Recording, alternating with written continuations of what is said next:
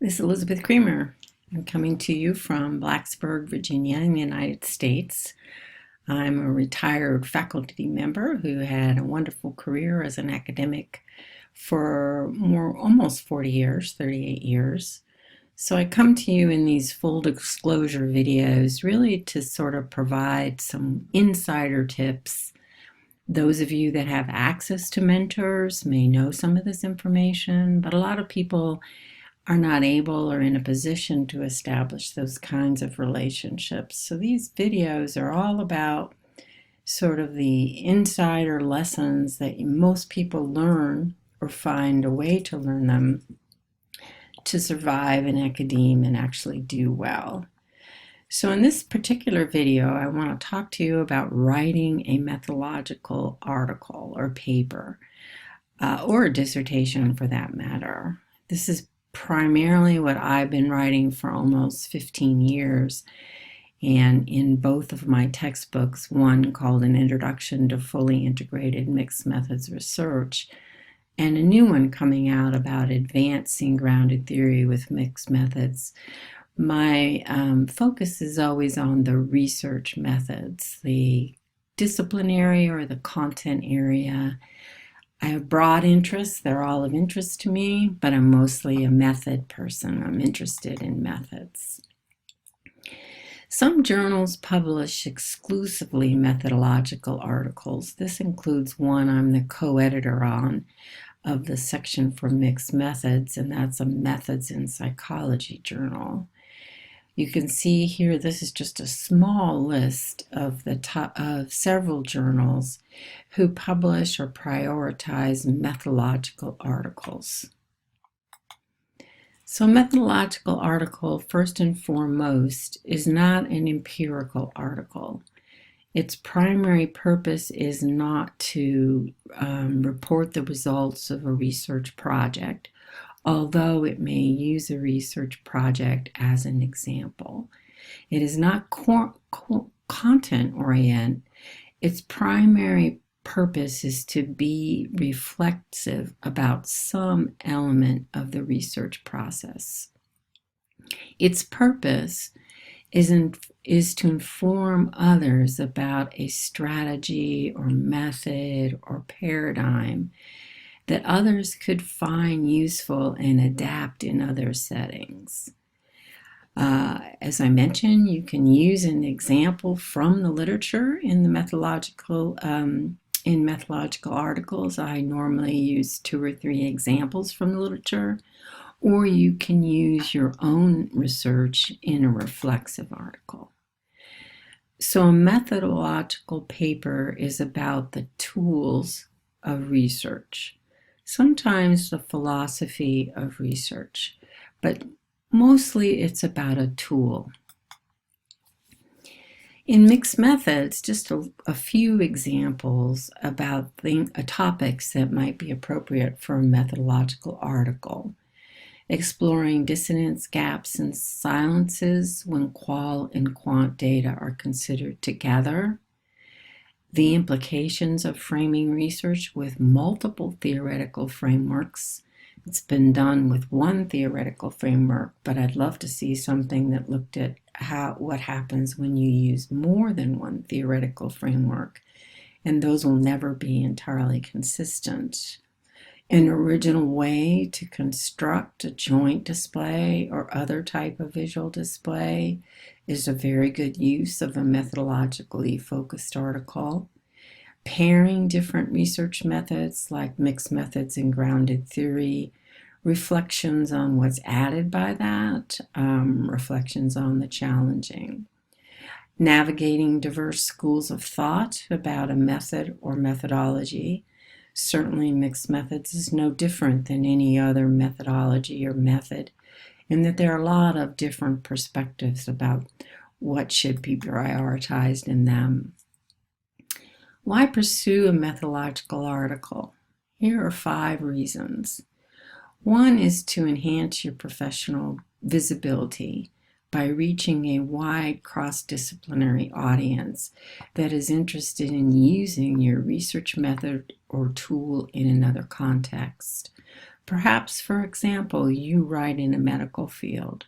Perhaps you publish in nursing journals.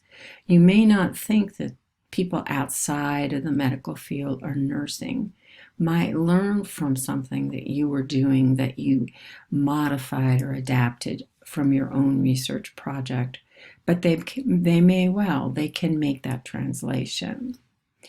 A methodological article is an opportunity to develop expertise in a particular research method or procedure. So to develop a specialized expertise and become known for that is an important way to gain visibility in the academic arena. To help move the field forward by showing some of the challenges, by showing more sophisticated approaches, help other scholars, particularly aspiring scholars. And then the last thing, to salvage a study you spent a lot of time on, but perhaps the results are not really significant enough to publish them, or they're really confounded and complicated. So this can be a way to take advantage of all those hours that you spent on a project and help others learn from your experience. What's the structure of a methodological article? The methodological aim weaves through every section. It starts with the title and is reflected in the reference list. So you declare your methodological interest, whether it be testing multiple theories or using a joint display, in your title. You mention it in your abstract. You mention it in your keywords. You claim your purpose is methodological. You can call it a methodological essay. You can call it a methodological brief, but that's in your purpose. Your literature review is not your content area, as valuable and important as it is to you. It's about how that method has been used, or that approach has been used in other studies. That carries through the way you organize your method section, what you highlight in your conclusion section. Your reference list reflects your expertise in that particular method. If you're writing about joint displays, then your reference list 4 or 5 references about joint displays. Here's an example of an article that appeared in, I think, the Journal of Mixed Methods. And it declares that its intent was to illustrate what they are referring to as a pillar integration process. This is a type of joint display that has a third column where the qualitative and quantitative data are brought together. So you see that methodological focus in the title right here. You see it in the purpose, and if we skim down, it would be in the keywords as well. Here's an example of those authors using using that third column. This was considered quite original in 2017. Michael Fetters has done quite a bit with this idea. So it's really not just juxtaposing qual and quant data in a joint display, but drawing out themes or hypotheses or observations from the bringing of the data together. So that could be characterized as integration, where mixing is just lining them up together 2 by 2. Now, methodological journals usually require that the method or procedure or approach you're using be original, and you are explicit about what's original about it. Now, that tends to scare people sometimes, particularly early career scholars, thinking, what am I doing that's so original? And it is true that the only way you know it's original is if you know the literature well enough to know that it's conventionally used in a different way. Well, I was very excited when I was writing my first book in 2015 to find this 208 article where their procedural diagram showing the flow of the research process. In this case, it's concurrent. You got these phases going on simultaneously, but there's a center column devoted to integration. This was the first time that I had ever seen a procedural diagram that actually spent time carefully highlighting how integration occurred in different phases of the research process. And this was an excellent study. A wonderful example of a methodological article that they refer to as autoethnography is the dialogue that two researchers, one in math education, one in music education, generated and approached systematically to explore the use of a dialectical approach to mixed methods. So this is a reflection on how using a dialectical approach worked for them, and it is really shows tremendous methodological expertise, not only about dialectical dialogue, but in the way they adapted it in reporting. Stephanie Cronenberg also wrote an article about mixing paradigms, how an individual mixes paradigms. She makes it seem possible for one person to mix paradigms in different aspects of the research. So challenges to writing a methodological article include this expectation that you really have an unusual level of knowledge about the research method.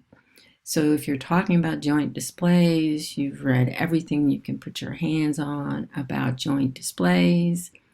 If it's about reflexivity, maybe you're writing about reflexivity. That's covered in a lot of disciplines, and so you'd be reading about reflexivity in a variety of settings and feeling fairly committed to the idea that you have something original and something new to tell about it. So it requires in-depth knowledge of the literature to confirm what you're proposing is innovative.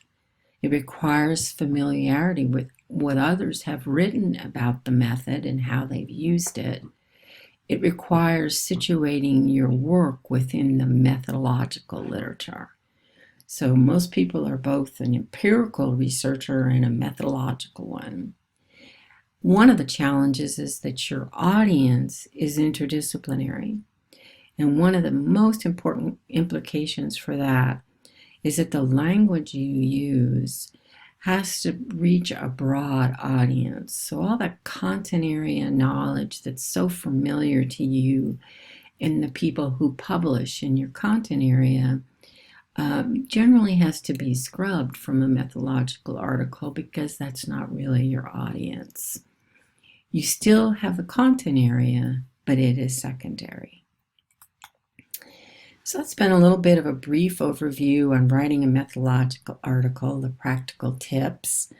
I've done 3 others of these full disclosure videos, and you can see a list of them: strategic citation practices, avoiding self-plagiarism, and battling writer's block. I'm really just having fun doing these and appreciate any comments if you find them helpful or if you modified anything in your own use. So look forward to seeing you again soon sometime.